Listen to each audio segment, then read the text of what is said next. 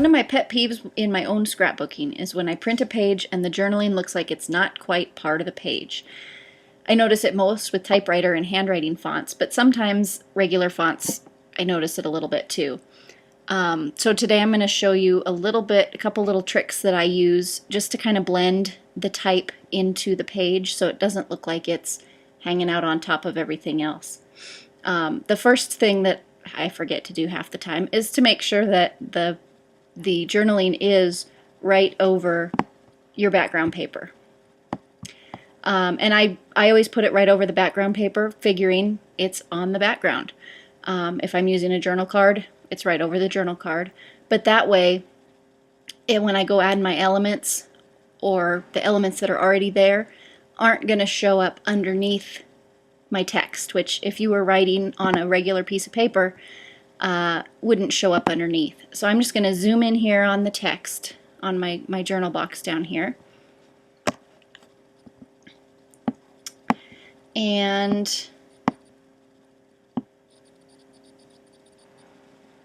okay, so I've used just a regular font here. It looks like Baskerville. And it looks fine. The color is, I pulled the color from the kit, or from the papers, so it's pretty close to the gray that is in the rest of the kit. But there's some places where, especially in the really thick lines, it really just looks like it's sitting there. The easiest way to help this text blend into the background a little bit better is to use a solid piece of paper that comes with your kit. So I'm going to go over here where I have this kit that the rest of this page is made with. It's Etc. by Danielle's Moon Laughs and Whispers. And I'm just going to use this black paper. It's pretty close to the color that I've already written my journaling in. And I just want to use it to get a little bit of texture and detail directly on my type. So I'm going to finish placing it there. I'm going to create a clipping mask to mask that paper to the text, and I just do that by right-clicking on the paper layer and choosing Create Clipping Mask. You can also use Alt or Control G. You hold down Alt or Control and then hover right between those layers, you get this little symbol, and it does the same thing. Now this is pretty subtle. Let's see if I can see. I'm going to turn it off and on a couple times just to see where we see most of the detail.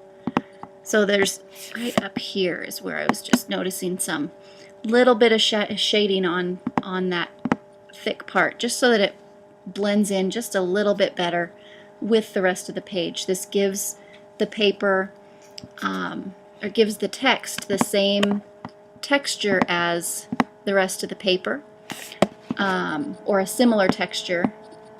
Generally papers in the same kit are going to have the same or very similar textures. So there you go. That's the first thing that I do. Now I'm going to switch over here to a more recent page that I've done. This one uses Cowboys Chase the Cowgirls. When I'm using a handwriting font, I like to have it look a little bit more like it's actually handwritten, like I took a ballpoint pen and started writing on the page. So the way I do that is I highlight the text layer after you've got the text all set up. This is the color I kind of want it to end up pretty close to at the end. And the first thing I'm going to do is use blending modes. You can play around depending on your background color, your text color. You're going to use a different blending mode each time. But I was playing with this one and I really liked the way Linear Burn looks. It still keeps that nice brown text color that I want, but it lets a little bit of the blue lines from the paper through, so it looks like I was actually writing on a piece of lined paper in a lighter ink. You know, if you want it to look like a dark fountain type ink, then that's a different story, but I wanted to be able to see the paper a little bit through there.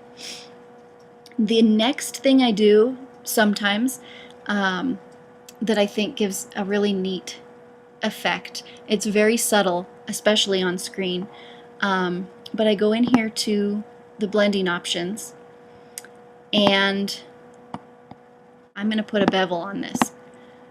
I'm going to go down because I want it to look like I'm writing on the paper.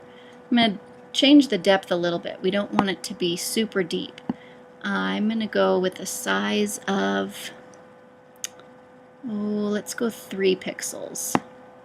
And then I'm going to change the opacity to about 30% for both the highlight and the shadows.